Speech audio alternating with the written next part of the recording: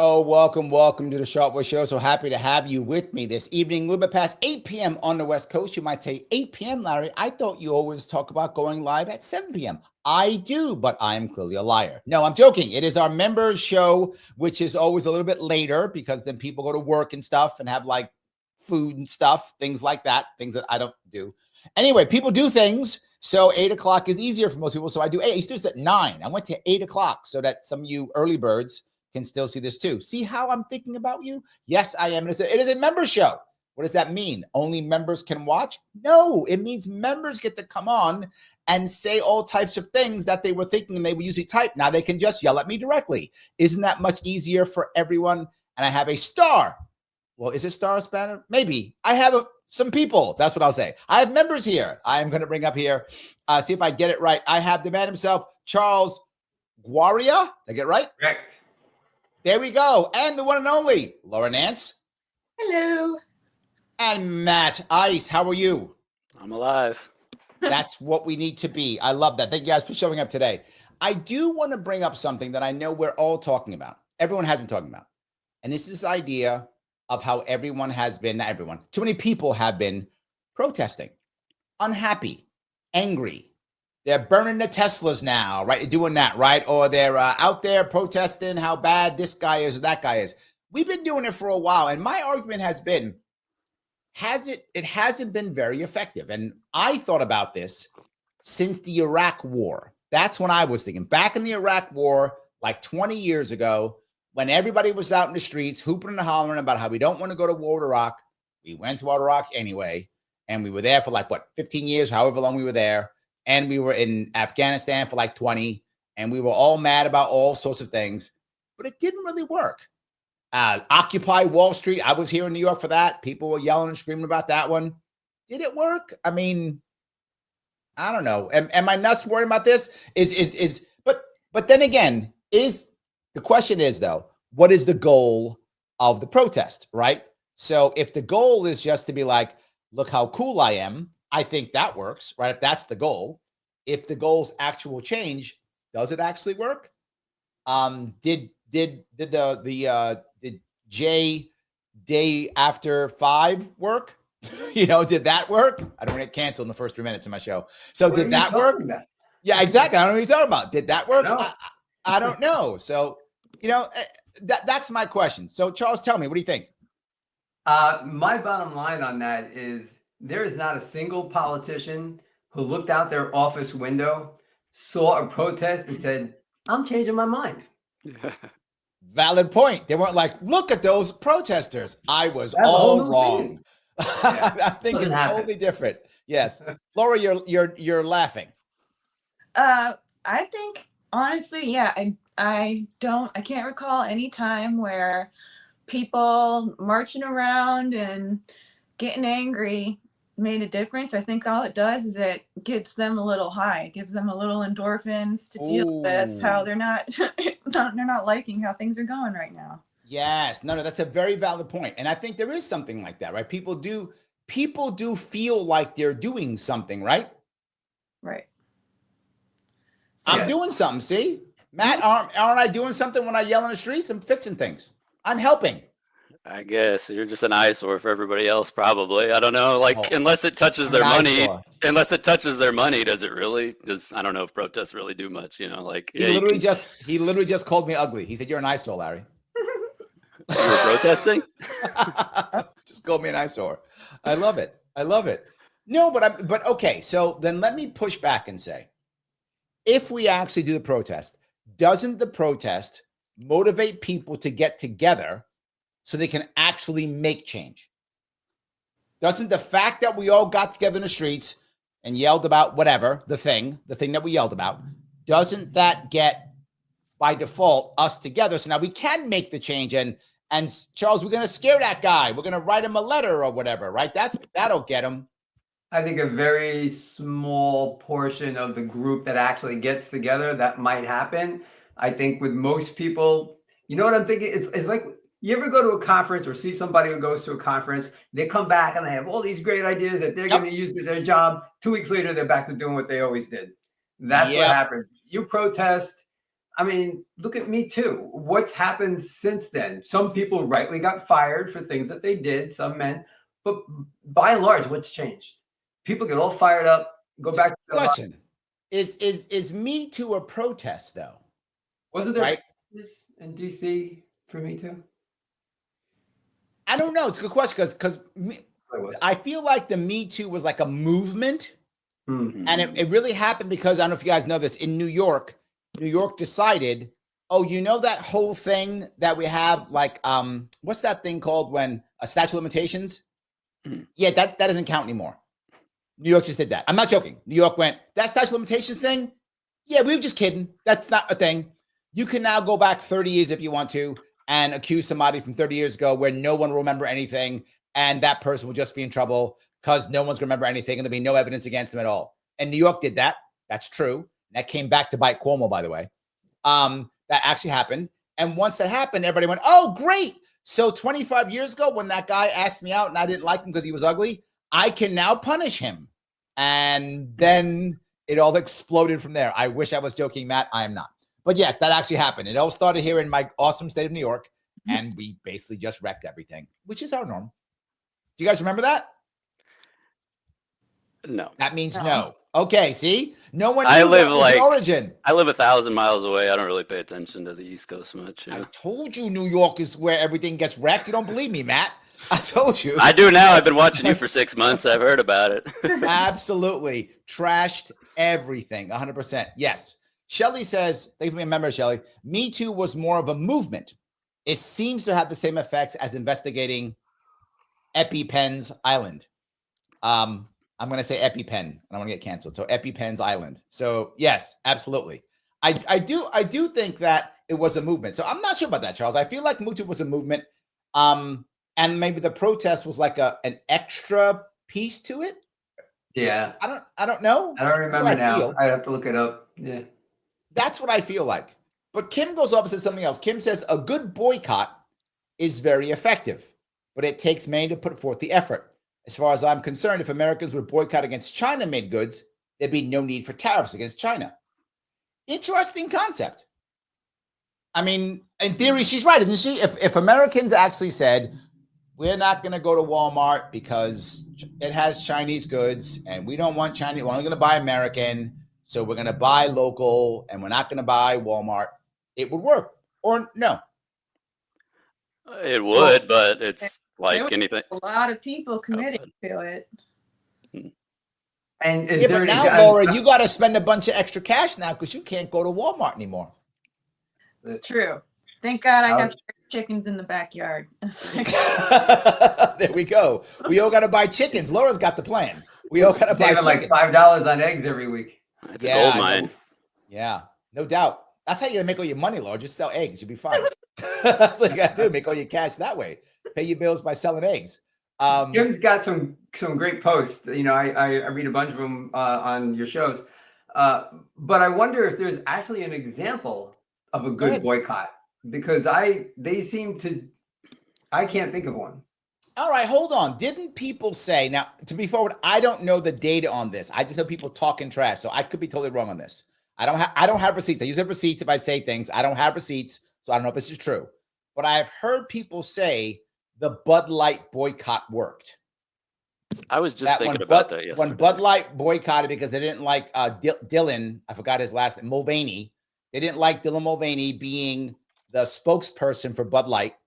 And then people like were shooting up Bud Light in the streets, whatever they were doing with it, right? They hated Bud Light and they weren't going to buy it anymore. Supposedly that worked. Now, I don't know if it did. I have no data. So this is just what I heard. I could be totally wrong. But I also heard that people who boycotted aren't going back. Like they decided to not buy Bud Light when they used to. And now they're like, I'm not going to buy it anymore at all, even though Bud Light has changed who they have it. They got what they wanted. Why don't they go back? That's what I'm saying. Shouldn't they? Shouldn't you now reward Bud Light, right? If Bud Light did what you wanted, shouldn't you now go, thank you, Bud Light, for doing the thing that I wanted. I'm going to go buy some more beer, right? I would think you would do that, right? No? Yeah, I suppose so. I guess it depends how strongly you feel about that. I guess it's, if your ex cheats on you, I'll forgive you the one time you did the right thing, came back and but. Now, why'd you have to go X with that one, Matt? Is that how it is? So if people love their Bud Light. If my girlfriend or boyfriend cheats on me, then I got to be like, well, it was once. You like Bud Light. Come back. Is that what I got to do? No, I'm saying people probably be like, nah, you messed up your one chance. Yeah. I'm not coming back. But you just said to do that. No. I'm saying it's like if an ex-girlfriend were to cheat on you. Well, you messed up the one chance. So Bud Light messed up the one chance now. Oh, okay. Sorry, I don't trust you anymore. I'm not coming back. I don't like, you. So Matt's relationship advice for everybody is once they cheat, get rid of them all. That's Matt's relationship advice. That's how that works. Laura's on board. She's like, yep, out the door you go. Pack your trash. Okay, I got it. Laura's on board. You guys both agree. I love it. That's awesome. I love that. So let me grab one. Go ahead. Let's say you have a favorite product and you find out that your product X, and you find out that the political leanings of product X aren't yours. And then you stop using it. Aren't you cutting off your nose to spite your face? Because that was your favorite thing, like drink or candy, that was your favorite corner deli or pizza place. And now you're not going to go there anymore because, and isn't that closed-minded? Like, shouldn't you, in America, in theory, we accept all opinions. So if you've been going to this place for 5 years and all of a sudden you find out, oh, they don't agree with me politically, I'm not going there anymore. They don't like my lifestyle. Who did it hurt but you? Because you can't enjoy that food or that drink anymore. Well, I think there's two parts to this. And I think the first part is, in my head, this is just me personally, I would never let politics decide what I buy. I don't care. Like, I'm going to buy what I like. I don't care. I'm with you. I don't care. However, there are a lot of people to where politics is a very big part of their life. In fact, you're seeing it now. They just did recent polling on this. Particularly women more than men for some reason care more about politics. And it's happened because you might have seen the show I did last week was about the woman who dumped the guy on that TV show. Love is Blind, the TV show Love is Blind. She dumps the guy because his politics wasn't her politics. And not just, it wasn't like she said, I love BLM, and he said, I hate BLM. She said, I love BLM. He said, okay, whatevs. Okay, whatevs wasn't enough. He had to actively be her politics. And I'm not making that up. You can check it yourself. Literally, she said, no. Him saying, I don't know, wasn't good enough. And that's a more common thing. So if you're one of those people, Charles, then kind of, you're like, politics is who you are. Like, that's a big deal for you. So you would rather not buy the stuff you like because I'm going to virtue signal and I'm the most virtuous and no one's more virtuous than I am. I see a lot of people do that and I feel bad for them because it seems like pride getting in the way. Yes. Yes. Your money is still going into the same economy. It's just going through a store where you're like, oh, I don't like their visions. So I'm just too good for you. No, I'm going to go spend more money somewhere else. I think there's a reason why pride's a sin. Yeah. There's a reason why I agree with you. And the other thing is, if you look at America now, we are having trouble connecting, having relationships. Like that's a problem. People are not coupling up like we used to. It's a big problem. So now I've already got a problem meeting people who I want to meet. I've already got a problem finding men and women that I want to date or marry or have a relationship with. I'm already finding a problem. So now what I'm going to do, I'm going to add politics as another reason why I can hate somebody or say no to them. I'm going to make things worse. Like now really isn't the time to make things worse. Matt, am I wrong? No, I don't think so. But I was thinking now about a boycott that didn't work, or protest, or whatever you want to call it. If you remember the whole J.K. Rowling controversy with her. Yes, like, I remember. That's right. Yes. Oh, everybody, nobody buy Hogwarts Legacy. You know, nobody, don't support her. Don't give her money when she's already owns a stake in the Universal Wizarding World, sold millions of books, blah, blah, blah. 2 weeks in, sold 12 million copies. So, yeah. And then I think it went on. I just looked up the total, like over 30 million. So clearly, either there wasn't enough people protesting or nobody gave a crap about what she thought, and they wanted to enjoy the art, which is Harry Potter, which is what everybody grew up loving, People separating the Harry art Potter from the artist. Yeah, people love Harry Potter. It's true. I'm So not a big fan. I'm too old for Harry Potter, but Yeah, I still can know see that. lots of people love Harry Potter. I see it. People love Harry Potter, right? It's like down. They got. Is it Universal has like a whole little Harry Universal. Potter area Yeah. and stuff. Yeah. So yeah, it's massive. But this is the point that I want to bring up, Matt, what you just brought up, which is that type of boycott or cancellation or that type of thing. Very often it hurts the little guy. Right? Someone like her, she's untouchable, right? She got $1 bazillion, like Dave Chappelle. You can't cancel Dave Chappelle, right? The guy's just too big. But say I'm just like some guy, right? I'm some dude and I'm trying to become a comedian or something. And then you get mad at me and go, boycott Larry Sharpe because he said the bad thing that I don't like. That could be the end of my career. So the boycotts crush the little guys, not the big guys, right? Mm. I mean, even though Bud Light might have taken a hit, I don't know, right? It might have. But it's not like Anheuser-Busch all of a sudden is out of business. Actually, I heard that folks who were boycotting Bud Light were buying other Anheuser-Busch products instead. They just didn't know it. Yeah, So exactly. Yeah. Yeah. That'll teach them. Yeah, right. That'll get them. But it goes back to what Laura said. It's the warm and fuzzy. I did something. I feel good because I did, so. Well, I remember, I'm thinking about now the Tesla piece, right? And it used to be, if you drove a Tesla, it was because I have a Tesla, I'm better than you, right? I have a Tesla, so I'm better than you, right? I know. Sorry, Matt, you thought you were better than me, but I have a Tesla, so no, I'm better than you. Clearly, look, here is my badge of betterness. So I'm clearly better than you now. I have a Tesla.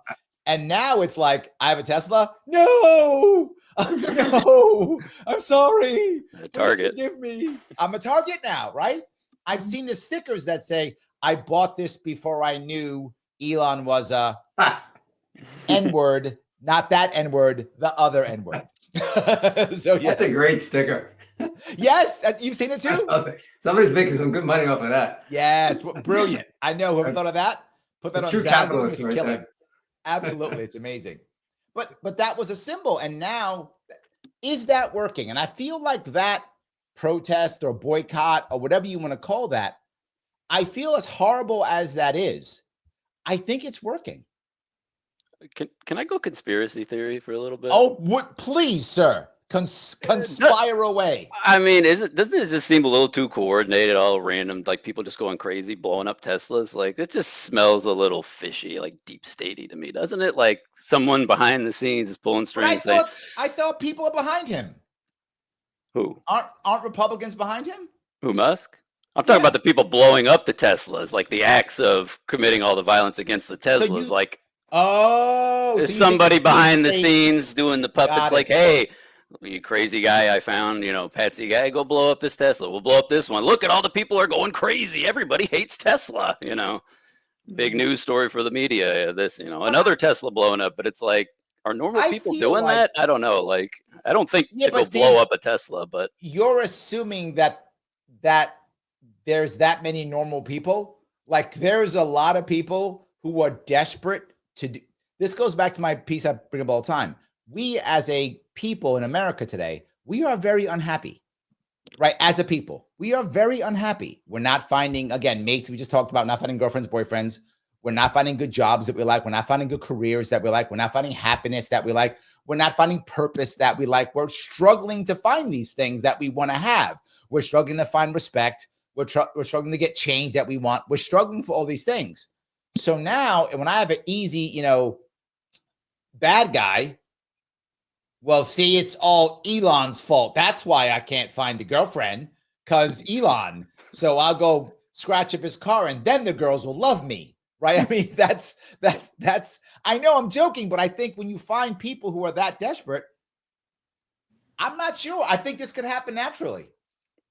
Probably, yeah. It just seems a little too like, oh, another one blew, another one, another attack somewhere across. I don't know. It just, with everything that like I've been like hearing just to how crazy the government is after, listening to you and just paying attention more, I'm just like, it wouldn't surprise me if somebody, behind the scenes was like, this would be a good idea to just, get everybody hating Teslas because Elon. It only takes one person to have the idea, and then they see it on the news and they're like, oh yeah, I'm going to do that too.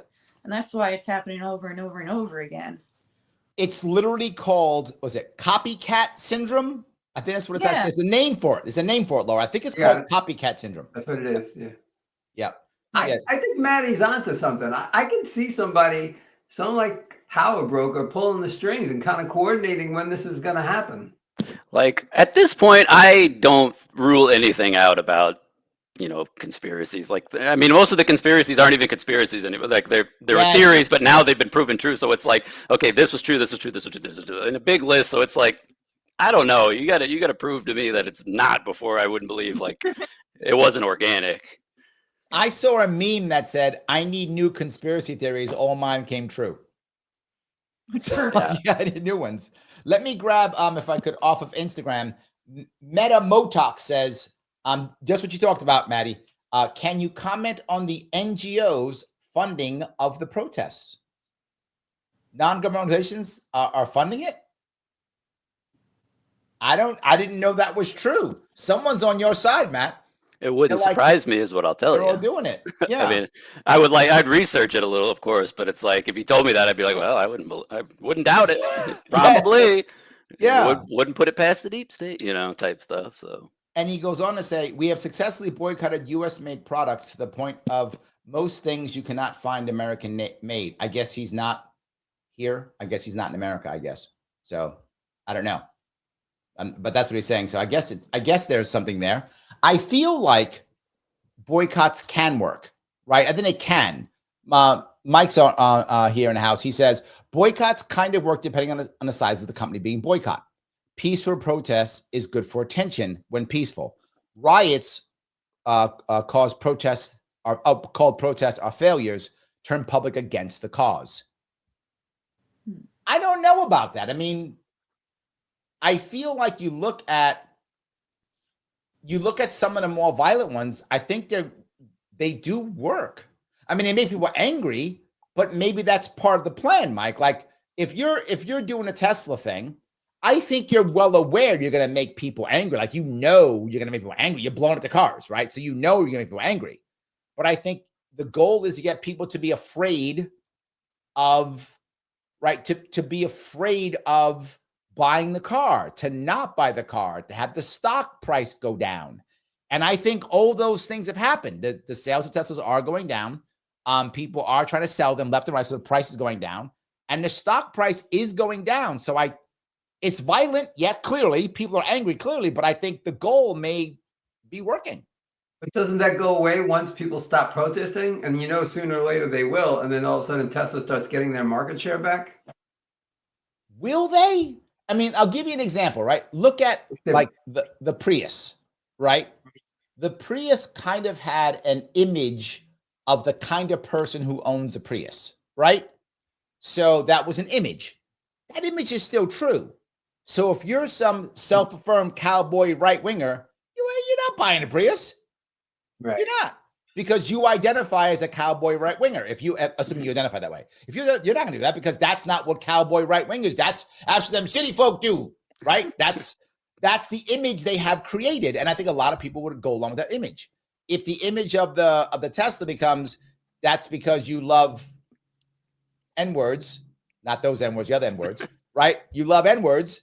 Then aren't you going to not buy it? I mean, they're literally carving the swastikas in them. I mean, that's literally happening. I'm hoping to be wrong. I'm just saying. I don't know. It's a good point, though. Yeah, that's my worry. Daniel has something nice to say about Laura. Daniel, thank you for the 99 super chat, my friend. Thank you. He says, joining late just to say Laura Nance was an invaluable asset at 2018 Sharpe campaign in New York. Oh. True and true. Yes.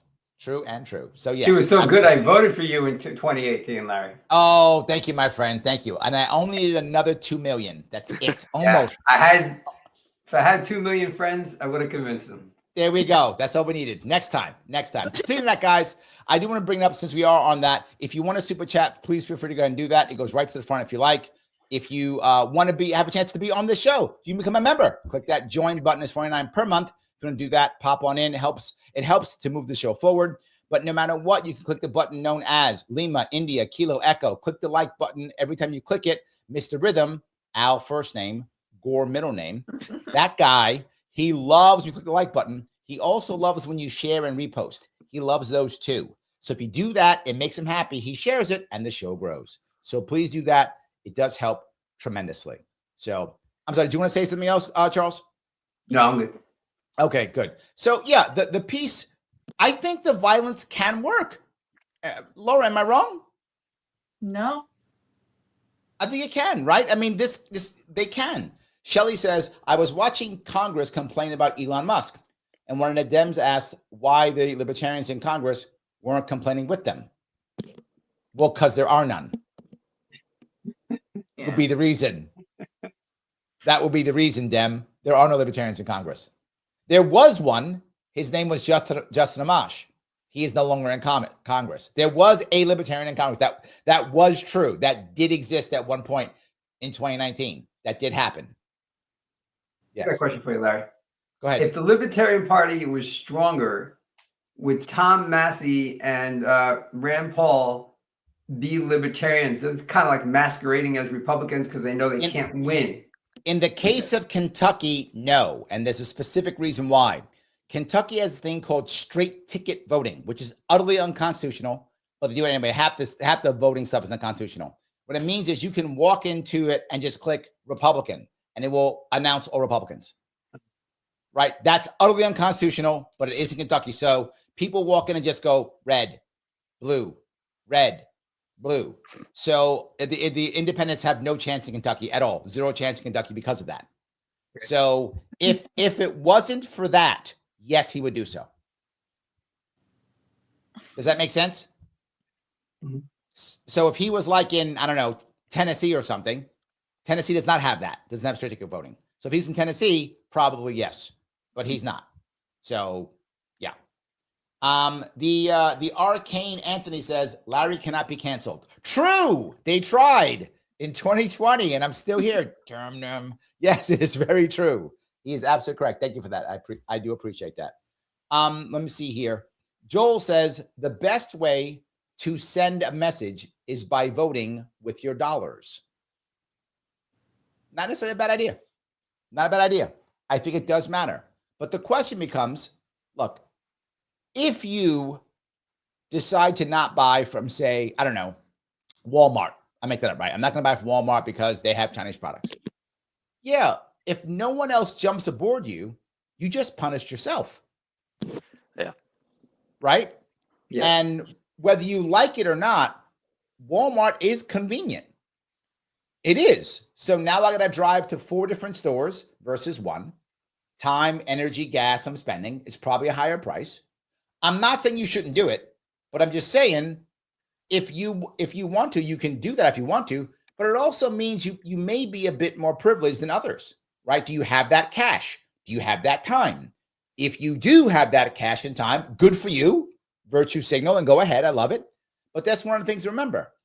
A lot of the people who are now currently supporting the Democratic Party who are protesting, Democratic Party right now is the party of educated women. That's who it has become. That was not the case 30, 40 years ago, but that's where it is now. It's the party of college-educated women. A lot of those women are doing very well financially. It's just true. They are. Many of them are. And particularly if they're elites, they're doing very well. So they got time, right? They got cash. I'll pay some extra. I'm going antiquing upstate New York anyway, so I'll just go there and buy that while I'm antiquing. So what do I care about these Walmart poor people? Let them buy the things from Walmart. That's them, right? We're going to stop at the Whole Foods tonight. Yes, exactly. Grass-fed beef tonight, everyone? Yeah. And finished. Yes. That's it. So if I'm that guy, yeah, makes total sense. And I'm, it's you people over there. I'm clearly I'm better than you. I go to Whole Foods and I have a Tesla. You could try to be as good as me, but probably not, because I have those two things. I completely agree. So yeah, I have a hard time judging people who like spend extra money to do stuff like that. I'm like, you want to give me some of that money? Yeah, absolutely. I'm not saying let's go socialist, but like, I'm looking at how my high school teachers taught me how to keep a budget, and I'm just thinking, why are you doing that? Yes, absolutely. And the other thing to remember here is, I think a lot of them, they're actually not concerned. They're concerned about people who they don't talk to. Right? I care about the people who are in this group or this people. Have you talked to one of them? Well, no, but I saw them on the video and now I want a virtue signal. So I care about those people. Right? I see a lot of that. People who like, it's the best example of that is the phrase Latinx, right? Or as some people call it, Latinx, right? So that phrase, the people who use Latinx don't talk to Hispanic people or they'd be slapped because Latino people don't want to be called Latinx. That's not a thing. They don't want to be called that. So you call them Latinx, they go, what? What's wrong with you? So yeah, they don't talk to Latin people. They have no idea. I live in New York City. There's a lot of people who are either Dominican, Puerto Rican, Mexican, insert Colombian, insert Hispanic background. None of them go, it's Latinx, Larry. None of them say that. None do, right? But you hear that a lot about hardcore. Go ahead. Hear that a lot about American Indians as well. Like Native American, they don't care. They're Indian. They've always were fine with Indians. Yes. I remember when I'm old to remember the shift from Black to African American, right?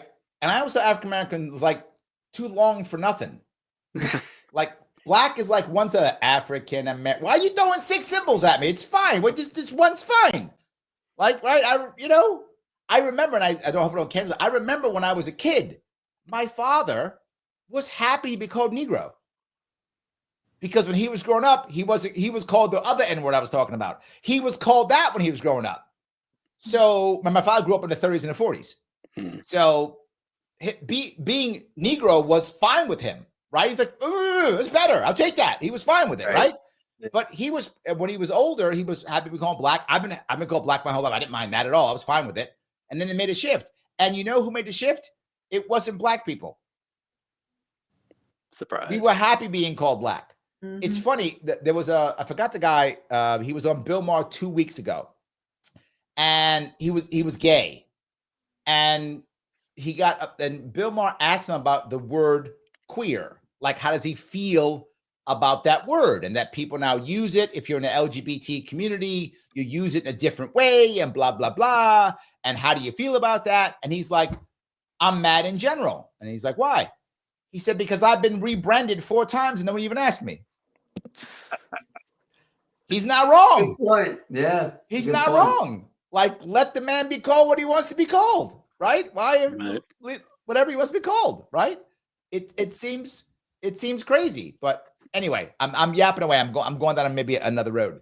But if I could move on, I want to shift over, if I could, to the idea of are the current protests going to be a precedent for the future? What I mean by that is, what if these Tesla protests work? What if they're effective? What if firebombing cars and scratching them up and all these things work? And then what if the people who do it are now local heroes for whatever, right? What if it actually works? Does it now mean that we're taking violence as being an acceptable form of protest, even though it isn't against a person, right? It's not against a person. I get it, but does that mean now we can blow up people's stuff? It shouldn't, but it probably would give them that idea. Like, oh, look, we did what we did to Tesla. Let's go blow up the next thing. It's blah blah blah. Let's go blow up the government building or something. You know, let's protest them. And you know, hey, Stan, my NSA agent, he's joking when he says that. Yes, this is hypothetical. This is hypothetical. I would never do that. Who always following me. We would never do such a thing, Stan. So this is all. I pay my taxes. I'm a good law-abiding citizen. Correct. Yes, he was talking about making a building in Minecraft and blowing that up in Minecraft, not in real.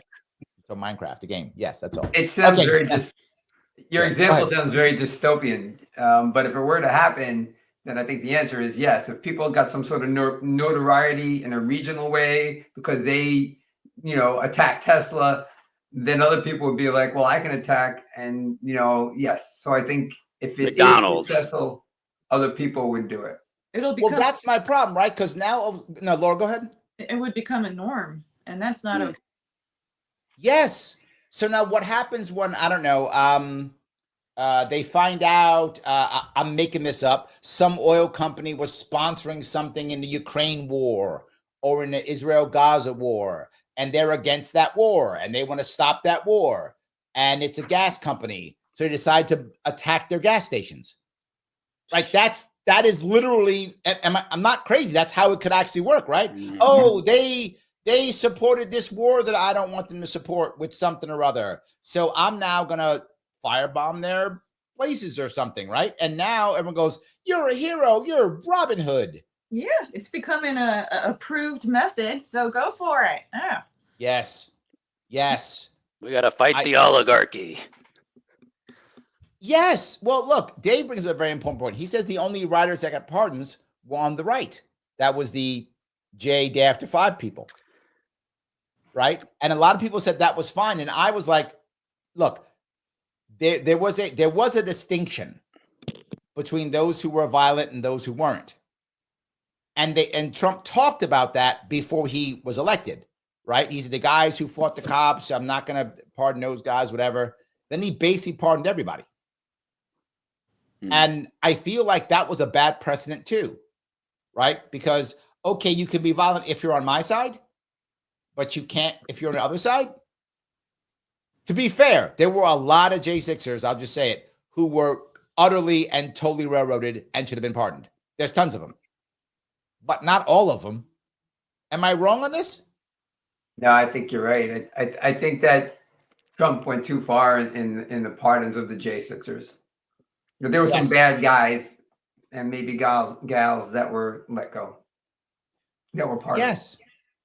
And I think that sets a bad precedent. I would have rather him spend the time to put a team together to go through those who actually were like breaking windows and attacking cops and stuff, right? Don't pardon them. Maybe even you could commute or say they spent enough time in jail or something, right?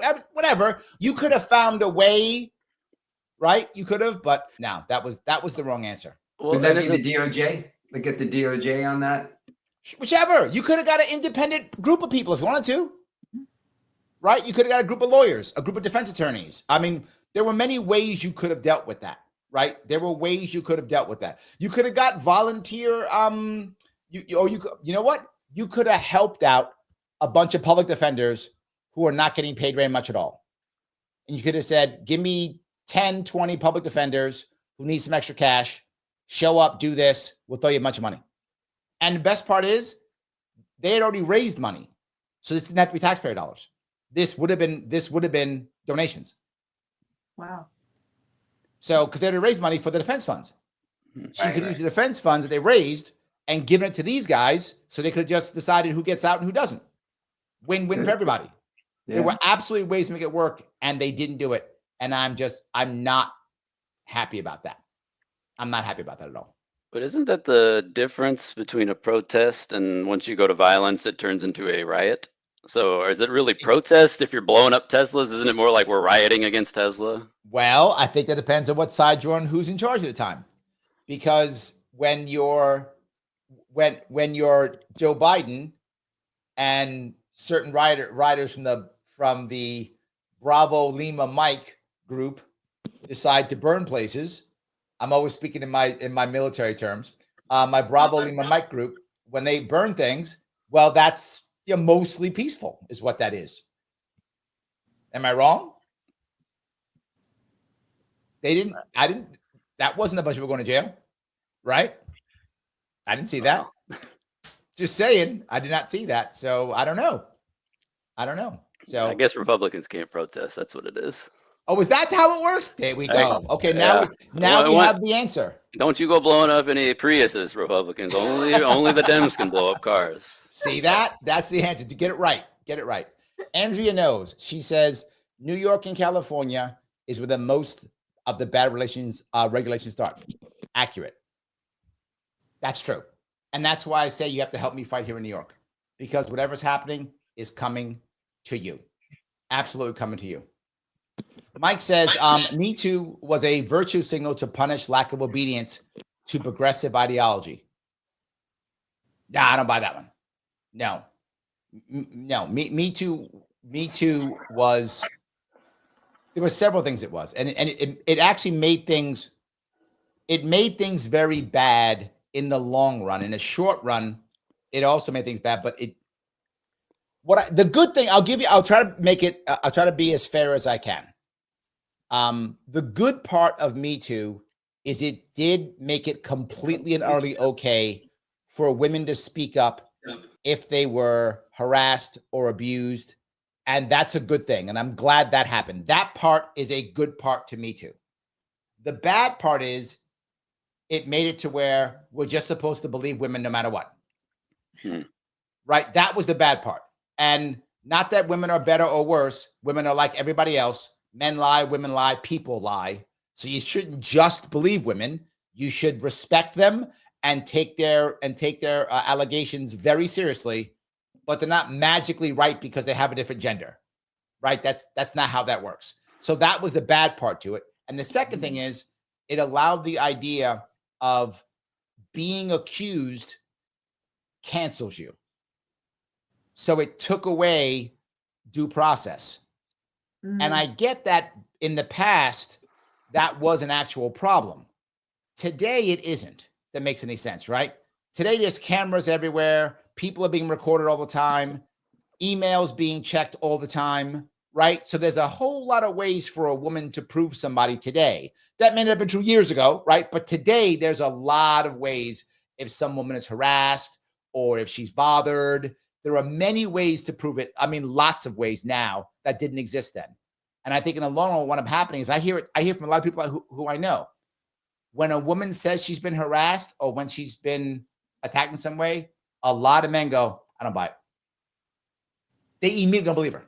They just assume that if the guy is wealthy or powerful, that she's lying. That's terrible. That was the worst part of Me Too, is that the backlash of Me Too has made a lot of people just go, oh, if the guy's wealthy, she just wants a check. She just wants her 15 minutes of fame. And then when who was the Johnny Depp?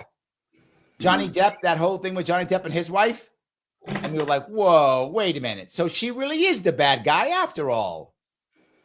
So anyway, maybe I've gone too far on this. Laura, you're a woman, so I have to give you time to talk about this, don't I? Or else I'll get canceled. So go ahead, Laura. Don't get me canceled. Say something. Well, yeah, women definitely lie. As men do, like humans lie. Yes.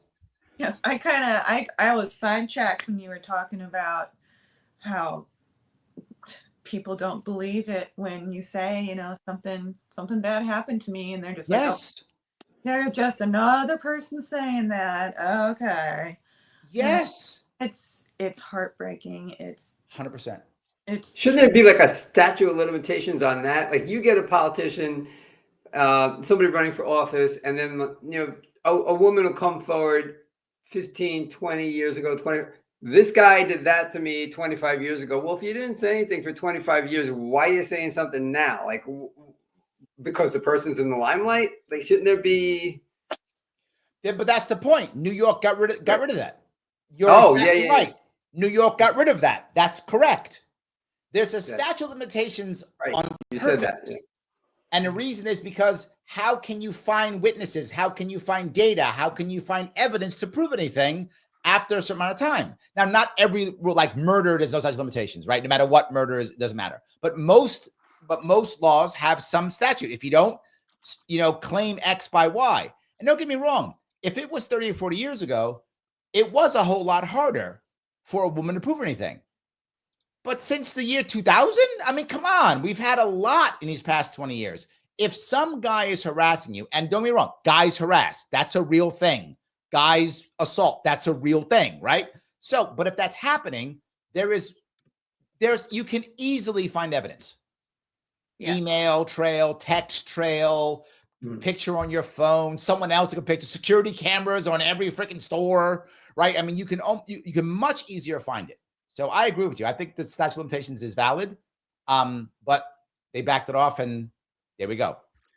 I feel like it's kind of bad both ways, like kind of pertaining to the Me Too, because it was just like, you did this, blah, blah, blah, boom, instantly the guilty tag's on. And then even if you're proven innocent, like I'm sure, like I think wasn't the Kevin Spacey, he was found innocent with what he did or whatever, but it's like that label's like already on him, like you're this, like I don't care if you were found innocent, I know you're blah blah blah, because you know it could already like kind of.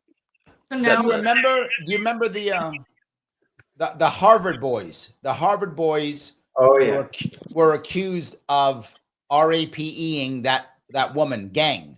Duke. They were accused of that. Yep. Duke. Thank you, Duke. Yes. They were accused of that. They were found not guilty.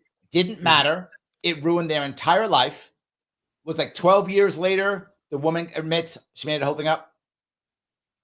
Yep. She admitted it. Made the whole thing up. Just made it all up. She admitted it. I made it all up. I just wanted attention. I made it up. And she's in jail now because she killed her boyfriend. So, yeah, that's how they found out. She was in jail. She's trying to get out. She's trying to come clean with her life. She found Jesus now, and she's now coming clean and wants to be forgiven by everybody. So that's why she admitted it. She said, "Yeah, I made the whole thing up." But their lives already been ruined. Lives already ruined. You're totally right. So now what happens? Now what do people think? Yeah, she's lying. Yeah, she's lying. That girl, she's maybe. And it's terrible. Me Too, in the long run, want to hurt everybody because it went too far. And every time it goes far, the reverse just makes things worse every single time. So Mike says data confirms that Bud got wrecked and hurt them for several quarters and sales never recovered. Yes, correct.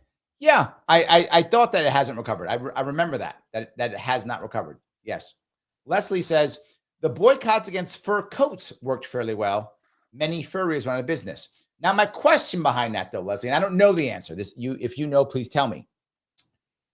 Was it the protests that worked? Meaning the ones where they were, please remember, they were taking like red paint and literally pouring red paint onto people's fur coats and ruining the coats. Like saying your blood because you're killing animals, you're having fur. Is that what worked? Or did culture just change? People said, why would I buy a fur coat when like polyester way cheaper? Right? Yeah. Is that we all got poor? We couldn't afford them anymore is what happened. I don't know. Is that what happened? We all got poor? Like, I don't want to get fur. I don't know. But I guess that there is an issue, right? Is it to a point where does the protest work in this case and then people then become shamed into not buying fur coats?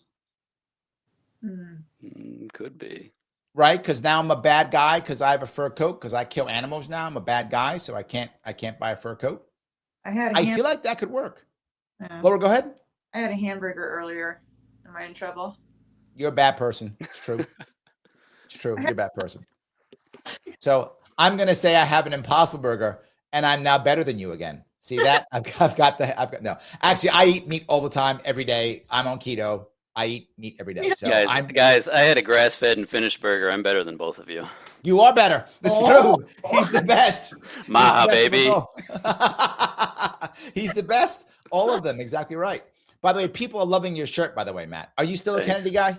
I love Kennedy. That's why I started. I mean, he's why I went on the whole, why I cared about politics, really, kind of. He flew onto the scene. I started listening to him, watched a bunch of Joe Rogans. That's why I started buying like all organic crap now and spending my whole check on food. And I'm okay with it because I guess I feel better about it. And so, yeah, I'm a huge Kennedy fan. I agree, right? I look at it that way. And I say, I don't have a fancy car, a fancy watch, fancy jewelry, fancy clothes. I spend my money on good food. I'm with you. If I'm spending my cash, it's going on good food. That's where I spend it, right? I do actually eat a lot of grass-fed stuff. I spend the money and it's expensive. I'm lucky where I live in the city that there's enough stores around me I can just go buy it. And not everyone has that ability to just, I live in New York City, so I can walk to my grocery store and buy my grass-fed beef at my store and walk back home. There are very few advantages of living in New York City, but that is one of them. So yes, that is one of them. So yeah, I do the same thing. I buy only organic. I spend my money on that. That's what I do. So yeah, that's how I feel in that regard completely. So there's a lot of Kennedy supporters here. Go ahead, Charles. I was good. Sorry, folks. My computer crashed. I have to go get another one. No, all good. I'm glad you're back. That's why I was away. So you're talking about organic? Yeah, we were talking about if he's a Kennedy guy, he now spends all his money on his food, and I'm like, me too. Yeah. Me too. We eat clean. Yeah, totally. Organic, natural, 100%. Yeah. Same thing. That's where I spend money on. Laura, you got the eggs in the backyard. You're beating us all. So you got that gold mine back there. It is scary. You don't know what they're putting in the food that they can't clean it organic. It is pretty frightening. Yes. Yes. And even when they say, "Oh, well, now," so my sister is in the food industry. She helps people get healthy, and like even there's some really fancy brands who are saying like, "Oh, we don't use seed oils anymore. We use tallow." But then you go and look, but there's like 0.1% tallow, and it's still the rest of the crap. Oh, that wasn't Steak and Shake, was it? They were just all like, "We're going to use beef tallow now." So I'm like, God, that would so be on point. Oh, that'd be terrible if they went 10%. Here's my eyedropper of tallow into the seed oil, and now I use tallow. That's it, yes. Maddie's gonna like this. I didn't read the article, but I saw a headline that said there was some fast food place that's gonna RFK their food. Yes, make it healthy. I think that was the Steak and Shake. Yeah, that was like the big catch. Oh, like they were using like RFK as kind of like a launch pad for free advertisement. We're gonna RFK it, and then So did they really do it? Are they really? That's what I want to know. Like, if I want to go to a Steak and Shake and be like, can you show me that tallow before I buy the fries, or like, because I don't believe much of anything. I'm gonna go in and go, Laura told me you guys were lying. Show me. That's what I'm saying. Laura said you guys are lying. Show me. I don't believe it. Let me see. So Laura, do you so you have eggs because you don't trust, I guess, what food labels are and things like that. So do you do other things like that? Do you cook everything from scratch, like to avoid having to not eat well? Am I saying that right? I mean, I'm definitely very careful about what I eat. Yeah, I do grass-fed beef too. You get it cheap from Costco. Stuff like that. When it comes, I eat fresh. I mean, if it comes in a can and it has like more than one ingredient on the back, I'm not gonna touch it. Yeah. And when I look at a box, if there's a word I don't understand, I'm not gonna eat it because I know food. And that's not food. That's some kind of chemical that made it cheaper and made it last 10 years on the shelf. That's not good for my body. Yes. 10 years? No, longer than that. Yeah. Yeah. You ever pick up bread and you look at the ingredients and it's like a paragraph. It's like, this is bread. There shouldn't be like a laundry list. So let me get my reading glasses. Water and a little bit of salt. Yeah, I made bread and it was 4 ingredients last week, so I don't know what. Yeah. I'm keto. I don't eat bread. So literally, I don't have any of that. Literally, I try not to eat grains as much, but it's not. All I eat is meat, eggs, and veggies. That's it. That's all I eat: meat, eggs, veggies. That nothing else. That's all I eat. And Larry, ketogenic, you can have sourdough. Oh, was that right? Yes. Oh, don't tell me that. That was a mistake. It's too complex of a carb for your body to break it down. There we go. Don't tell my daughter that. She's on keto. She's going to go grab it. That's good. So Dow says, love the Kennedy 24 shirt, Matt. I'm hoping we're going to have a whole lot of Kennedy 28 merchandise in 3 years. Well, here's what I always say. People ask me, Larry, why didn't you put like Larry Sharpe 2018 in your shirt? I said, because I'm not done. This way you can use you can use my shirts from every year, whatever I run. It's the same shirt every time. No worries. I was thinking. I don't put numbers on my shirts. So, and Kennedy was also the first political attire gear I've ever bought. So there we go. He did something right to get people moving. I don't know if he's going to run again in 28. I don't think so. I don't no, think so. I think he's going to try to do his HHS stuff and then, ride off into the sunset, saving the kids. Well, my gut says if he's savvy. Now the problem is they don't listen to me, and they should, but they don't. The savviest thing he can do is do well enough in HHS to still keep a Maha movement going. Then whoever runs for office next, assuming maybe it's Vance or maybe it's Ramaswamy or whoever is the next Republican guy who's going to try to run, he tells them, keep me in HHS and my Maha people will vote for you. If you don't, I guess they don't then. I'll get the Democrat to agree to keep me in HHS. That's the leverage he has to have. But I'm all about leverage because I know politics is the mob. So it's all mafia. That's why I know this. But most people don't do that. I was going to say, doesn't that like apply to everything? If you do this, then you get that. If not, goodbye. Yes, absolutely. Phil says, boycott. What about girl cots? Boo. Terrible. Phil. Usually Phil comes in with the good ones. He came with a bad one today. So yes. Andrea says, I boycotted Tyson because of the way they fired people because of the jab. They have now settled and started hiring people back. I'm still not buying Tyson because I like buying local better. Ooh, interesting. So she's decided that she was going to boycott because of what happened with the jab. And then she decided, well, now I'm done because she's now changed her habits. And I think that's the issue, right? You change your buying habits, right? The people who liked Bud Light and then decided I'm not going to buy Bud Light decided to buy some other beer, right? They like beer, so they bought some other beer. And then whatever beer they bought, that's their new thing, right? Now their habits are the new beer. That's not going to work, right? Yeah. That is not good at all. Wow. I think about that. I think how do you come back to that without changing your entire brand? Right? Yeah. You have to change your entire brand again. Like you'd have to go, we're not Bud Light anymore. We're Budweiser not so light or something. Or you got to change something, otherwise you can't do it. Go ahead, Charles. Like the cable company, they changed their name. Yes, correct. They went from Cablevision to Spectrum. That's what it was. Yeah. Yes, 100%.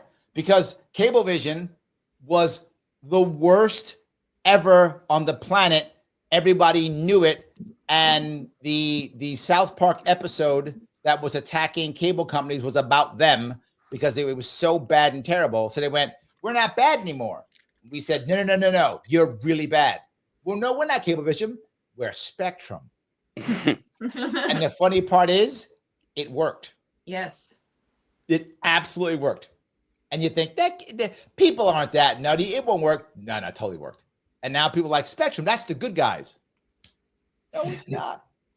None of them internet companies are good guys. It's a big racket. None of It's them. such a scheme, man. I was trying to call around and get some, and it's just like, yeah, we're just gonna charge you the little introductory and jack it up, and everybody just jacks it up, and it's like, what are you gonna do? Because everybody charges the same, then jacks it up. I'm just like, I hate it. Well, not just that. The government was helping us out with this one, Matt. What the government did is it said, wait a minute, we would like everyone to have cable. This way we can pump cable news into their heads and brainwash them. So we like to do that. So what we're going to do is to make sure that they do it, we're going to grant them all monopolies. I'm not joking. That's why you can only have Cablevision in one area and only have Comcast in another. The government made that the rule. So they made a cartel system, which is individual monopolies. And that was to entice them to build out these things. It worked totally. They built it out and government run monopolies. And then they went, wait a minute, we have a monopoly? So we don't have to like treat our people right? No, not at all. You don't have to because they can't go anyplace else. Great. We're going to treat them terribly. And they did. And what actually is the thing that stopped them was the internet and satellite TV. If it wasn't for satellite TV and the internet, we would still be being punished by Cablevision every day. Yes. Correct. Anyway, Dave says, so you think burning Teslas is a government plot to frame progressives? Is that what you think, Matt? No, I was saying like I think it's a government plot to get people to hate Elon or something, like just to. Oh, to get him to hate Elon. Oh, like, look at how bad they are. People are doing blah blah blah. Let's do let's join the revolution and screw the oligarchy. Let's all get out and do our part. Like, see, kind of that kind of thing. Not framing the progressives. It's just like kind of like rile them up to take action. That's funny, right? Because a lot of people are like, when Trump's got to be mad at Elon for taking the spotlight, and I'm like, no, he's happy Elon's taking it, and it ain't mad at him. Like, yeah, Elon, he's the bad. I'm the good guy. He's the bad guy. Like, yeah, he's happy. He doesn't care. Joe says, to be fair, Elon's getting with a lot of women, which makes it slightly less more. Oh, that's not for me. He does have a lot of women. Elon has what, 13 kids now? No, earlier you had said Elon's taking all the women or something because okay. Why are they mad at Elon? So that's what he was talking about. Oh, okay, that's why. There we go. Yeah. Yeah, it does. Joe, you're right. I guess if the women hate Elon, you got a shot. It's true. That's true. You got a shot, Joe. Good luck, man. Love that. Let's hope so. So Shelly says, as a blonde-haired, blue-eyed woman who was constantly called the N-word, I don't know anyone who can paint swastikas that quick. These people have practiced clearly. As a blonde-haired, blue woman who was constantly called the N-word, wow. I don't know anyone who can paint swastikas that quick. Oh, got it. Now I got you. Yes. Got you. Yeah. They were practicing, Shelly. They were practicing, and then they went out and cut them all up. Yes, they were practicing. 100% true. That's true, because how could you possibly do that really quick and run away before you get caught by, obviously there's cameras, but like somebody else seeing you, unless you practiced that ahead of time. Correct. That is really on point. Yeah. I had to think about it. I'm like, I would probably draw it backwards. I've never even. Yeah, I'd probably mess it up. It's not, right? It's not a thing that I draw. So it's not like I would know how to do it. Right? Like, how does this work again? I wouldn't know. Yes. We've actually seen that like our whole lives, that emblem our whole lives. But if you ask me to draw it, I don't know if I actually could. I don't think I've ever drawn one. Luckily, I don't think I've ever drawn one. So never been moved to. Never been moved to draw one, so I don't know how to do it. So yes. So Joel talks to you, Matt. He says, we don't have to call it conspiracy theories any longer. We can call them theories. Too many have come true. Yeah. Absolutely. That's why I'm just unbelievably skeptical about anything. I'm just like, well, this is the next piece. Morgan brings this up. He says, how many places around the world have been bombed during the same time that Teslas have been affected? And the endless wars. Is this then, this is going to be my conspiracy theory then. All right, I'm going to go down that road with you, Matt. And mine isn't that it's to frame progressives or get mad at Elon Musk. Mine is to draw our attention away from the crap going on in the world. That too. Mm-hmm. Right? I think Morgan's onto something. I think that's what it's about. Let's be mad at this thing so we can ignore the other thing. Yep. Right? The biggest problem that America has right now overall is the increasing wealth gap. That is the biggest problem we have. Now, people have different ways of fixing it, but the problem is no one is trying to fix it. That's the problem. No one's trying to fix the wealth gap. So we're working on, I love Kennedy, but he's not working on wealth gap. He's working on health, which is great. But what about the wealth gap? No one is. Trump's not working on wealth gap. He's worried about ending foreign wars. I get it. Good deal. But that's not the wealth gap. No one's talking about the wealth gap. When it comes to the economy, we have our Secretary of Treasury going, well, look, you know what? It'll be worth the depression. He literally said that. It's worth the recession. It's worth it. God. It's worth it. What's a recession between friends? Well, yeah, when you're a billionaire, true. You're right. So I'm not going to be worth $7 billion. I'm only going to be worth $5 billion. Okay, I got it. I feel for you. I'm crying. But the average American, they go into recession, they have to move in with their family. That's how that works, right? Recession comes, you're moving in with family. And how do I know that? Look at the 2008 recession. When that hit, how many 30-somethings, 20-somethings went back home to live with their parents? Oh, yeah. Happened all over the country. And now if you're under 30, more people 30 and under live with their parents now than since they've been keeping records. Wow. It's the most now than since they've been keeping records. There's never been more of a time where people who are 30 and under have been living with their parents. The most. And that wasn't a thing. Now it is. Why? They can't afford it. Right. They can't afford it.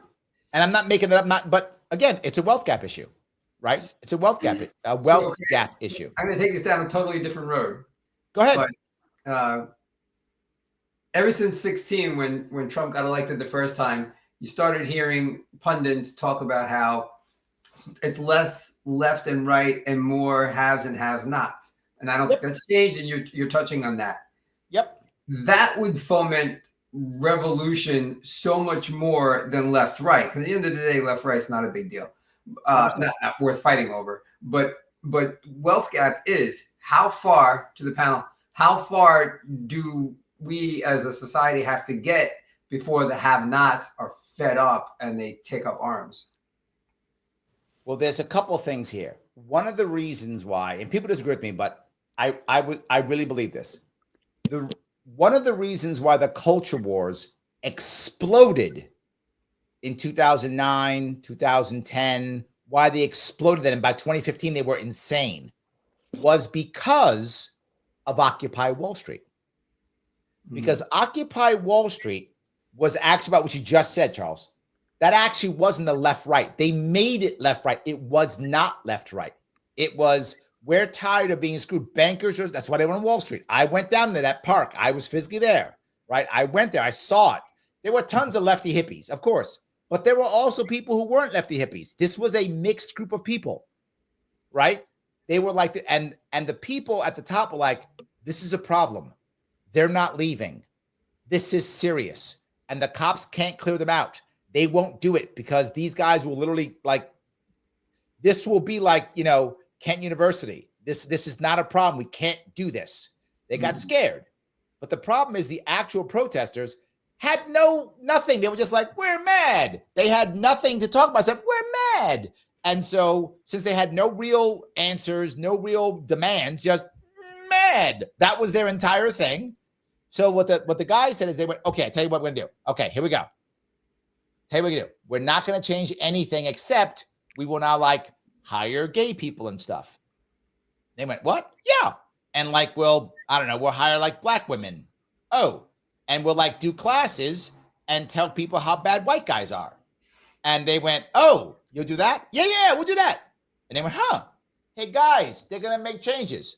They are? Yeah, they're gonna hire gay and black people and say that white guys are bad. They went, are we winning? I think so. Yay! They went home. And that's what happened. I'm not even joking. That's what actually happened. Because right after that, and all the wealthy people said, oh, guy, you negotiated? What happened? Oh, we gotta hire some black people and some gay people and say white people are bad. Can we keep all our money and power? Oh, yeah, we keep all of that. Yeah. Oh, well then fine. Let's do some classes. Say it again. They even got a free t-shirt. Yeah, and they got to keep all their power, all their everything. They changed nothing in the system whatsoever. They didn't change the political system. They didn't change any system whatsoever. They just said, we'll do classes and say white guys are bad or something. And it'll be fine. And they started doing that for 5 years. And of course, Bravo Lima, Mike, is going on. All that's happening. And that's what culture wars began. And they've been culture warring us for years because culture war gets us to realize that we're not doing class war. That's your point, Charles. Yeah. Culture war stops class war. So we just do culture war. If you look what happened to the Republican Party, you go back 30 years, Republican Party was the party of the elites, the establishment. Mm-hmm. Now it's filled with working class voters. Mm-hmm. That wasn't a thing 30 years ago. 50 years ago, it was reversed. Right? The Democrats used to be the ones who were all pros free speech, anti, censorship, anti-war. Back in the 70s, they were anti-war. All the war protesters were all Democrats. Oh yeah, Totally changed, totally swapped. So culture war, to your point. Now to answer your question, what I think, revolution doesn't happen because things are bad. Revolution happens because two things go together. Things are bad, and there's hope. Mm-hmm. The hope part is key. Without hope, we just lay around. It's called learned helplessness. There's actually a term for it. We just become I hope we'll get a better king one day. I guess that's who we become. But once there's hope, that's when it changes. I don't know. I just yapped away. Laura, you've been nodding your head. Was I right on this one or no? I think you're spot on with that one. But what is the hope that we can hope for enough to do something? It's usually an individual who pops up on this. right? And I'll give you a terrible example, and that is Russia, 1917. Russia had 300 years of basically serfdom, which is not slavery, but pretty close to slavery within Russia for many years. An underclass of basically renters forever, farmers who were poor, couldn't do anything, a serf class. They didn't, I mean, there was minor revolts here or there, but nothing major. And then here comes Lenin. And by the way, the Germans, he was in Germany. The Germans gave Lenin back to Russia as a way of destabilizing them. I mean, well done, Germany. So they sent Lenin over, and Lenin was like, hey, I got this idea. It's called communism. They're like, okay, what happens? We get to kill all the rich people. Oh, really? Yeah, kill them all. They're like, that sounds great. And guess what else? Everybody's equal. Oh my God, that's amazing. We're not equal. That's amazing. Let's go kill those people. Hey, by the way, do we need food? Shh. I didn't promise food. I didn't do that. I promised killing the people and we're all equal. That's what I didn't promise food. So sure, the food part. So they just went there and they killed the rich people and they all became equal. As the saying goes, some were more equal than others. And then that's what they got. So, but why did they do it? Because in their minds, communism was better than what they had.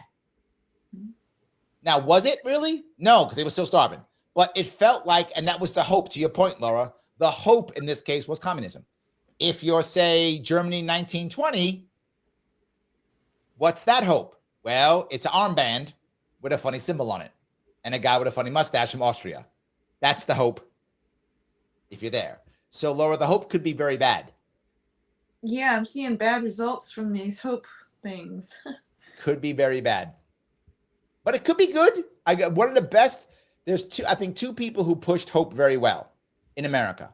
One was Ronald Reagan, and the second was not Jimmy Carter. The second was Bill Clinton. They both pushed hope very well. And I think we'll find someone who'll push hope again. I'm not against hope.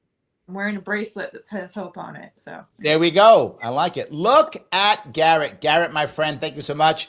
Garrett popping out 20 Sharpe Way memberships. Guys, if you want to grab a membership, please grab one. Garrett is the man, coming in hot. I appreciate it. Everyone here watching who wants to be a member, you become a member, you can come on the show and talk, right? This is evidence of that. Garrett's doing it, so please grab one of Garrett's if you don't mind. Do that. Remember our rule.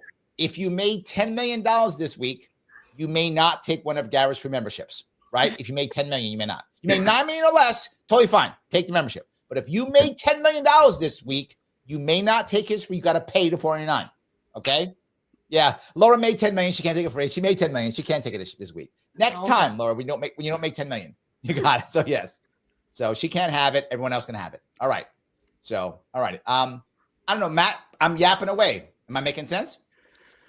Yeah, I agree. And I mean, we're kind of at that point with voting for a third party, right? We're just learned helplessness. Well, it's just going to be a Dem or Republican. Why would I ever try to, everybody gang up together and, do something different? It's just so it's like, is there ever going to be hope to do a revolution? I think we're always just kind of beat down. Yes. I'm not very optimistic about it. The revolution was violent. It worked. He's not wrong. And there were protests throughout the country prior to the revolution. Didn't happen just automatically, right? There were many protests throughout the Boston Tea Party, probably the most popular one we've heard of, right? There were many of them, but that's the popular one we heard of. Mm-hmm. I think that piece, it's a valid point. It's a valid point. Dave says these students that torch the Teslas in 2025 will be college professors in 2045. He's right. Dave's not wrong. Exactly. He's not wrong. I could definitely see that. Absolutely. Yes. I think that's right. Absolutely. So Joel says there's an agent is checking Matty Ice's credit card for purchase of large amounts of fertilizer. It's for my microgreens, I swear. Exactly. Yes, happening now. There'll be a knock on your door tonight. I want to have a conversation with you, Mr. Ice. A little conversation. Hey, if you guys don't see me in the chats in the next few weeks, we know what happened. Yeah. Absolutely, we know what happened. So, yeah. Laura says, yes, Larry, I was disappointed that Trump pardoned everyone. I'm with you. At what point does someone stand up and do the right thing for the right reason? I think it becomes tough, right? It becomes tough. I don't expect anyone to be perfect, right? I don't. But what I would have rather him have said at least is then admit that he was wrong on that one. And they don't. They just go, nope, that's how it works, and move on. And I do wish that was true. Yes, I do wish it was true. Yeah. Phil says, when we accepted the violent rhetoric of the 2016 election primaries, which diffuses for this contemporary explosive of violence. You know, I'm trying to think when did we start with the very violent rhetoric? And I think it was 2016 was when it became like world ending, like existential threats, right? That's when it became that. I think he's right. I think 2016 was when it became the worst and just kept going. Last year was the worst I've ever seen. Right. And I do see it now. And I'll give the example. I was in me and Mike Voss went to an event here in Queens about a month or two ago. I forgot how long ago it was. And there was a woman there. It was a Republican event. And I was trying to see who was running for mayor.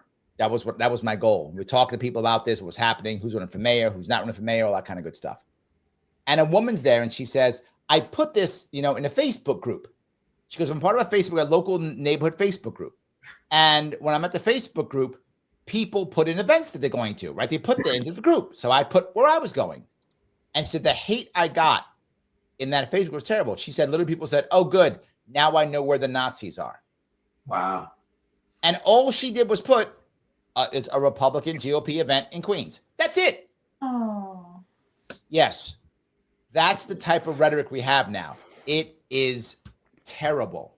It is horrible. I've been talking about the ending the Ukraine war for years. I've been talking about it for 3 years, how we should end it. The amount of times I've been called a Putin puppet. Oh my God. And I'm not even saying it's not his fault. I'm just saying, here's how we end it. We can stop the killing. I would like people to not die. Putin puppet. Putin puppet. That's crazy. I agree with you, Larry, 100%. We were listening the other night. You were talking about that, and Putin, like you said, Putin is takes a fair share of the blame. I'm sort of paraphrasing what you said because he invaded, but we just kept it going. We've given Ukraine enough to tie, and I want people to stop. Putin's a horrible person. He kills journalists. He kills political opposition. But you don't negotiate peace with your ally. You negotiate peace with horrible people that do what Putin does. So let's just get to it and let's stop killing people. Yes. Yes. Absolutely. And the other part that drives me crazy is when you are so worried about virtue signaling that we don't care about the actual damage of our virtue signaling, right? So when Biden calls Putin a killer, well, he's not going to negotiate. You just called him a killer. You called him a dictator. He's not going to negotiate with you now. You just publicly insulted him. How am I going to end that war? I can't end that war. Trump was like, I'm not going to call him that. You're a bad person. No, I would like to end the war. And if I insult the guy, he won't talk to me. So I can't end the war. Yeah. So I'm not going to insult the guy. If you remember Trump, he did it with the Korean guy, Kim Jong-un. Yeah. Insulted him. Then Kim said, you want to meet and talk? He went, he's my favorite guy now. We're now buddies. Because he insulted him when he thought he couldn't talk to him. You want to talk to me? I'm your buddy now. Now we're friends. Right? Now, that's a good and a bad thing for Trump. He's very mercurial. Absolutely. But he's also transactional. So good. Yeah. End the war. I don't care why. End the war completely. Just end it. So Mike thinks you're wrong, Charles. He says, I disagree with Charles on J6.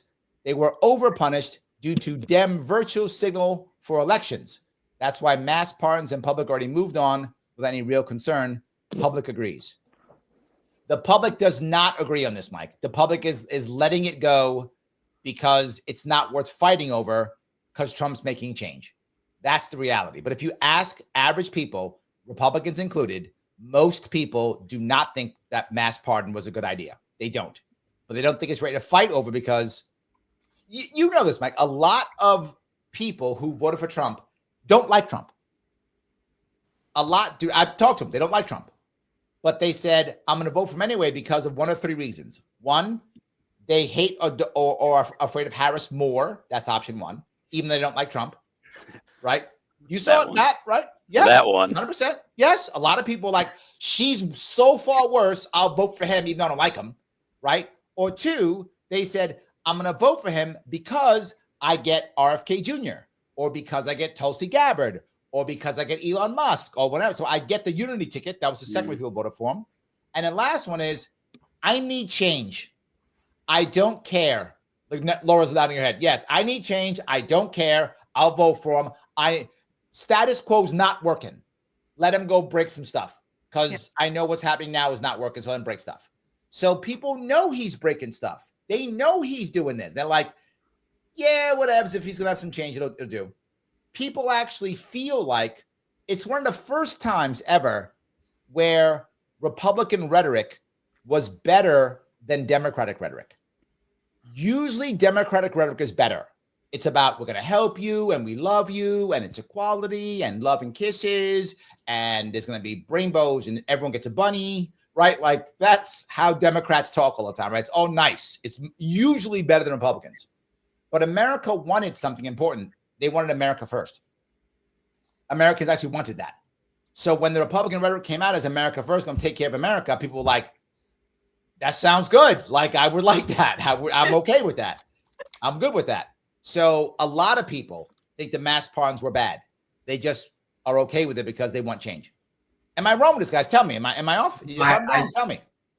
I think you're right. I think the people want change. I think technically the president doesn't have to listen to the Supreme Court, right? There was that ruling in 1803. He doesn't really have to, but I think they don't care if the president listens to the Supreme Court. I think they don't care if he butts up against the Constitution.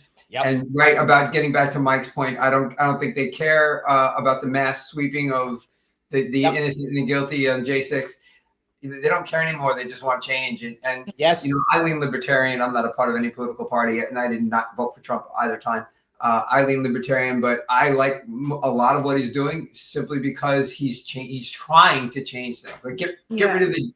I probably shouldn't even bring it up because it's a whole other topic. But get rid of DOE. Get rid of all of it. Just tear it all down and get back to the Constitution. I think a lot of people feel that way. So whatever has to be done to make that happen, just do it. It's funny you say that, right? Go ahead, Noel. You gonna say something? Go ahead. Oh, I was just gonna say that. Like it's not worth getting angry over the couple things that he probably shouldn't have done because, like everyone else is saying, he's actually doing stuff. It's like he's not just a slimeball celebrity who gets to call himself president and do nothing. It's like, so yeah, he's gonna make mistakes, but I have hope for the first time in over a decade that, you know, there might actually be change for America in a good way. It's funny that you say that, right? Because I look at the DOE, to your point, Charles, and people ask me, Larry, is this the right way of doing it? And I go, no, I don't like just chopping things up and closing them down because I think there's a lot of disruption. I would prefer a slow, methodical way of getting rid of something. But to your point, Charles, it doesn't work that way. Right. The second you try to put a plan in, it gets slowed down, stopped, halted. The judges say this, the Congress says that. It never happens. We never get change. We get talk and no change. So because the system's so broken, the only answer is break stuff. So I accept break stuff, even though I recognize there should be a methodical way, but that's impossible. We've tried that. It doesn't work. It's break stuff or nothing. Mm-hmm. I'm taking break stuff. I agree. If break enough stuff and rebuild it, then maybe the old way will work again. Yeah, it could work. Absolutely. Yeah. Matt, something you want to say? Fire up the chainsaw, baby. I'm like just unbelievably sick of how everything is. That's very But good. What are you going to do as a nobody? Just kind of take it, I guess. Well, you know, the point that you bring up is I think we are doing something. And the conversations we have here do matter because it makes people think that they're not alone. And that part matters because that gives us hope as individuals, right? Mm-hmm. I always say whenever I go out across New York State and I try to get people to show up at my events, I say the reason why that matters so much is that you do want people to know they're not alone. It does matter. It absolutely does. It does matter. So Liberty Twitcher says, thank you for watching on Twitch. Change management experts advise that for there to be real change, it has to be dramatic and quick. Yeah. Joe says, don't rebuild it. He's against what you're saying. He's like, Laura, no, don't rebuild it. Let it go. That's it. Let it go. That's the end. Let it go. Yes. Joe goes on to say, sunsetting is the best but a downside of government. I agree with that. I like sunsetting. I agree. With that being said, DOE doesn't do a lot of things anyway. Yes, but I do think that sunsetting, like you let people know on whatever, April 5th, this is done.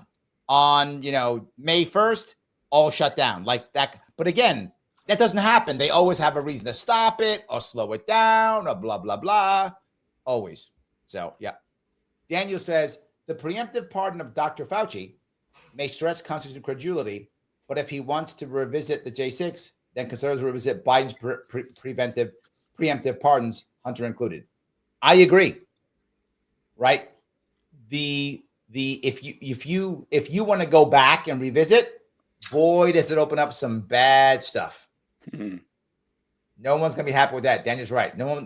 That opens up a lot of stuff. Look, I don't like the pardons that were given, but I don't think we should end the pardon. Right? The goal of the pardon was to make sure that things could be done effectively and that someone could be a hero. That was the actual goal of it, that someone could be a hero, right? He would do something that it's the idea that like the whole story here, like, someone is gonna, there's a nuclear bomb under the city and someone had to kill somebody to get the code so they could stop the bomb, right? That's what a pardon's supposed to be for, right? That guy broke the law, but he saved the city, so it's okay, so we pardon him. That's out the window. We're like pardoning our buddies now, right? That's what we're doing now, right? So I like the idea of a pardon, but I think they are going nuts. I really think they're going nuts.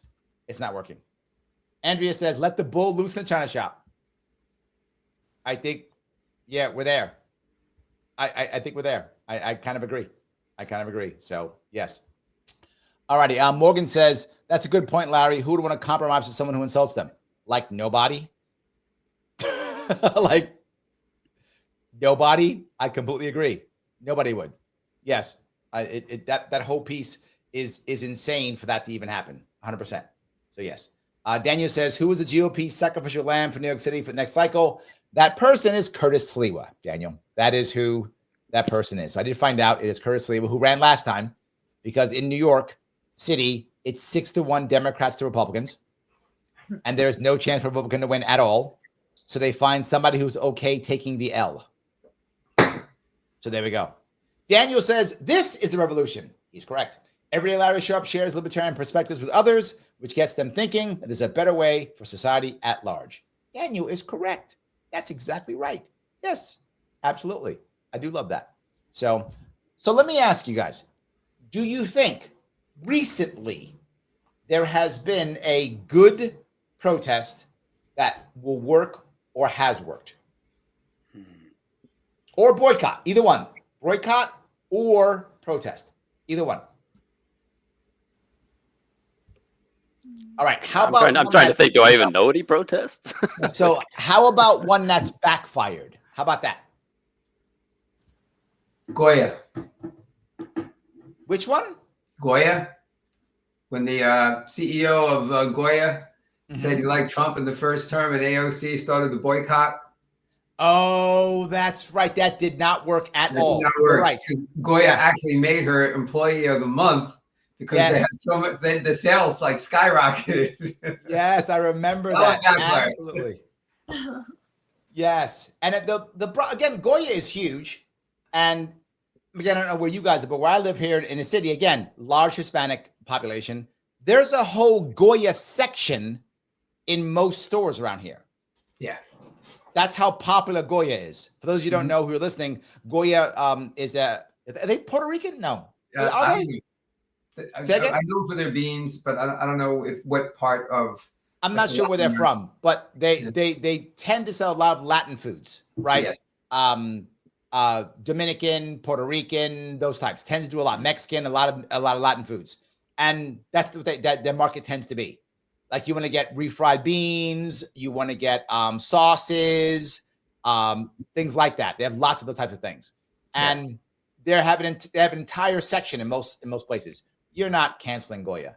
That's not going to work. I agree completely. That's not going to work. I'm going to tell you what I think is going to wind up backfiring in the long run. I think the Tesla stuff is. I think short run, it's going to hurt Tesla. I think long run, it's setting a very bad precedent. Yes. It's a very bad precedent. I think that's a big deal. That's all I'm saying. Mm-hmm. I don't know. That's where my head is. Isn't a lot of that dependent on the quality of the car? So as long as you're still making quality cars, once the protests end, if the car's good, and people are going to buy it. If the car stinks, people won't buy it. Doesn't it just kind of revert back to the market in that sense? But here's my issue with that. The reason why people buy his car is because he's the ultimate government grifter. Mm-hmm. And he makes sure that you can't buy Chinese cars in America. Yeah. The Chinese have better electric cars. I'm not trying to be anti-American. It's demonstrably true. They have better, because outside of America, people are buying Chinese EVs way more than Teslas. Yeah. Like, not even close. Like, the Chinese EVs blow Tesla away. Tesla isn't the best EV. It's not a bad EV, but it isn't the best. The Chinese have better EVs. They just do. They have better EVs. So he gets it because the government goes, oh, you're Tesla, you're American made, so Chinese can't be here, you win. That's how that works. Mm-hmm. So the only people who can hurt Tesla are actually American made Fords. But Fords actually aren't that popular because they're making the electric trucks. And people don't like electric trucks. If they buy a truck, they want a regular truck. Yeah. Right? Mm-hmm. So they're not buying them. So it's not really working very well in that regard. So it may or may not work. I don't know. My gut says he's going to have to rebrand like Cablevision. We'll see. Yeah. He's going to go from Tesla to Edison. Yeah. He's going to become Edison and then make some cars, and then people will buy them. I think he's going to do that. That's what I think. I don't know if it will actually work that way or not. So yes. Dave goes on. He says, depends on Chinese EVs. Yes. Yes. Andrea says, Goya is a New York company founded by immigrants from Spain. Thank you, Andrea. I didn't know where that's from. Yes, but hold on. This is why I thought it was from Puerto Rico. Phil says the family moved from Spain to Puerto Rico, then America. That's why I thought it was Puerto Rican, because I knew there was some Puerto Rican connection there. So they came to Puerto Rico first, then went to America, and that's what they started in New York. So thank you for that. But that's the company. It is a very popular company. Absolutely. So yes. Joel says China and India have electric vehicles for $10,000. I'd get one. That's the point. That is my point. Yes, that is my point. Absolutely. So that's the issue. Yes. Morgan says boycotts only work if they're continuous, not just one day out of the year. One disrupts systems. Don't participate ever. Wow. Yeah. That Liberty Lady says Goya was sold out at our Publix during that time. Look at that, Charles. You're right. See that? Sold out. Yes. James says they make great rice. Also true. You're not wrong. Also true. Yes, absolutely. Also true. That's great. Guys, I want to ask one more time, if you don't mind, if you like what you're hearing, please click the button known as like. Like button does matter. Please share or repost if you would. Super chat if you want to goes right to the front as always. If you haven't subscribed yet, please subscribe to me on both Facebook and also on X, also on Rumble. While you're at it, please do all of those. I appreciate that. Remember, when you subscribe on YouTube, select all notifications. This way you get notifications. It really does matter. All of those matter. If you want to become a member, there's 20 of them you can grab now because Garrett gave 20. But if you missed it, click that join button. You can pick that up if you want to. That would actually work. Guys, I want you to tell me, is there something you are specifically promoting, talking about, care about right now that you want the audience to know? Matt, anything? No, I don't do much. I mean, I'm working on starting a microgreens business, so you could cheer me on, I guess. Yes. That's amazing. I love it. When you know what's going on. Tired of being an Amazon delivery driver. It crushes my soul, so I got to do something. I like the greens. I love that. Good idea. Charles, what are you working on? You got something going on, don't you? I do. I'm a freelance writer, author, blogger, reporter. I don't live in Long Island anymore. I live just outside of Daytona Beach, and I write for various newspapers. Cover Daytona a lot. Starting a show, that's my logo right over there. and it's Nice. called the Opinion Guy. Probably like this summer. You start your business, Matt. I'll have you on. We could talk about microgreens. Yeah, that'd be awesome. But at Chuck Long Island, I still use that as my moniker. So if you just want to Google at Chuck Long Island, follow me, see what I'm writing about. I got a couple cool stories with musicians coming up in the next few weeks. So nice, very nice. You're another New Yorker who moved to Florida. I did, but that was for love. Yes. Oh, that's a better reason. I like that. Not because of the horrible government. There we go. I like that. Laura, what are you doing? Tell us. Me? Yes. Well, like everyone else in my family, I'm a freelancer, entrepreneur. Nice. And I recently started proofreading as a source of income. As a single mom, it's like, I don't have that many options. And then someone suggested this to me and I did it, and I'm really good at it. Our Daniel down here, who was giving comments, I have proofread like 7 of his articles and some thesis. And I'm getting more clients, but well, how do they reach out to you if they need some proofreading? What do they got to do? I'm on Fiverr. There we go. Yeah, I'm here for you. There we What go. Is that at Laura Nance or at Laura Nance on Fiverr? Something like that. You know my name, you can find me. I better check that out sometime, I guess. There we go. I love it. I love it absolutely. Yes. And I want Mike says, Bud Light was great. J.K. Rowling failed. Yes, absolutely. Yep. Goya was an example of leftist fail. Most left boycotts fails as they are ideological, not organic, and meant to win dem power every time. I don't know if I'm not sure, because I think the Tesla might be the one that's different. Tesla's actually working because people aren't fighting back enough. I don't know. I'm unsure of that, but I think we'll see.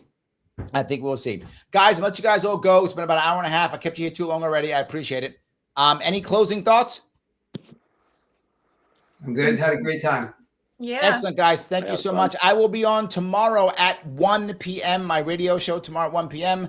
I will be on another show, which I will post. I will be a guest tomorrow. So there'll be no show tomorrow. I'll be a guest on Quite Frankly TV on YouTube tomorrow at 7. So if you want to watch me there, that's where I will be. But I will be here tomorrow at 1 p.m. and I'll be back on again Wednesday at 7 p.m. Guys, thank you so much. I will see you all. Oh, before I go, please put in the chat at the end afterwards a boycott or a protest that you were somehow interested in,